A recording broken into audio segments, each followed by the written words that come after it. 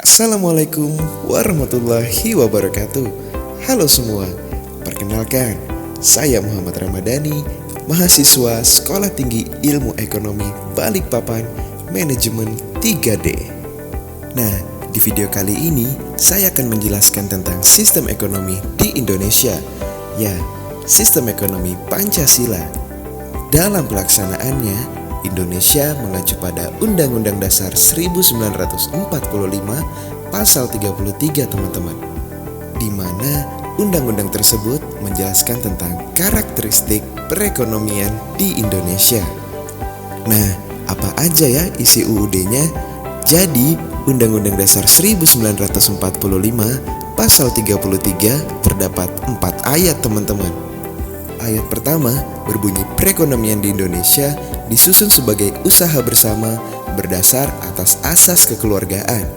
Jadi dapat kita simpulkan bahwa karakteristik perekonomiannya adalah dengan melakukan kegiatan ekonominya secara bersama-sama atau yang biasa kita sebut dengan gotong royong dan biasa kita sebut dengan kekeluargaan. Salah satu contoh dari penerapan ayat ini adalah diadakannya badan usaha atau koperasi. Bahkan secara khusus pemerintah sudah memiliki Kementerian Koperasi dan UMKM yang ada sejak tahun 2014 yang lalu. Wah, tentunya sangat penting ya keberadaan koperasi ini dengan salah satu tujuannya mensejahterakan anggota dan juga masyarakatnya.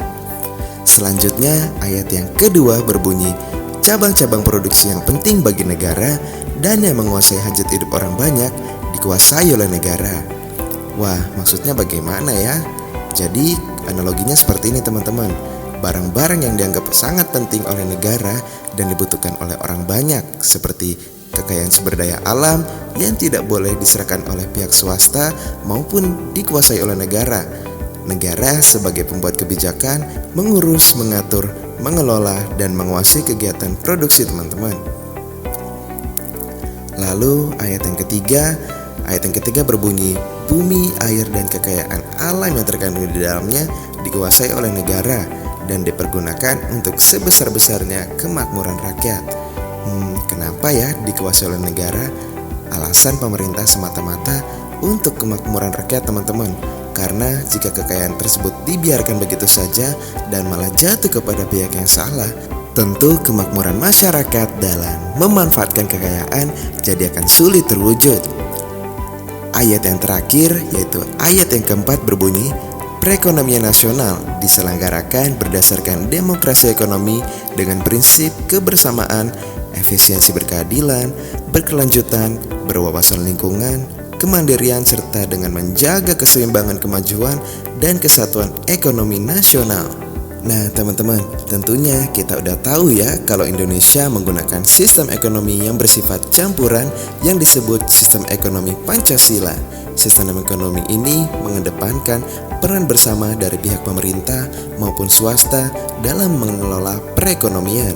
Hal itu bisa kita lihat dalam pembagian peran badan usaha teman-teman, yaitu badan usaha milik negara dan badan usaha milik swasta dengan porsi dan pembagian yang jelas. Pemerintah mengelola barang-barang yang berkaitan dengan hajat hidup orang banyak dan selebihnya dikelola oleh swasta tetap di bawah pengawasan pemerintah. Hal ini dilakukan untuk menghindari praktik kecurangan seperti penipuan ataupun praktik monopoli yang merugikan dan juga mafia perdagangan sehingga terjadilah keadilan di tengah-tengah masyarakat. Bukan hanya itu saja teman-teman, kegiatan ekonomi yang dilakukan juga harus memiliki prinsip berkelanjutan dan berwawasan lingkungan. Maksudnya apalagi ya?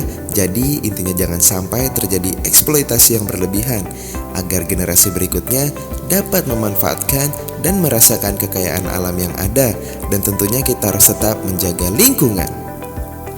Jadi dari Undang-Undang Dasar 1945 Pasal 33 dari ayat 1 sampai 4 telah menjelaskan karakteristik perekonomian di Indonesia. Nah, sekarang teman-teman sudah paham kan bagaimana karakteristik perekonomian di Indonesia? Thank you banget buat kamu yang udah nonton video ini. Jangan lupa like, komen, dan juga subscribe ya teman-teman. Sampai jumpa di video berikutnya. See ya!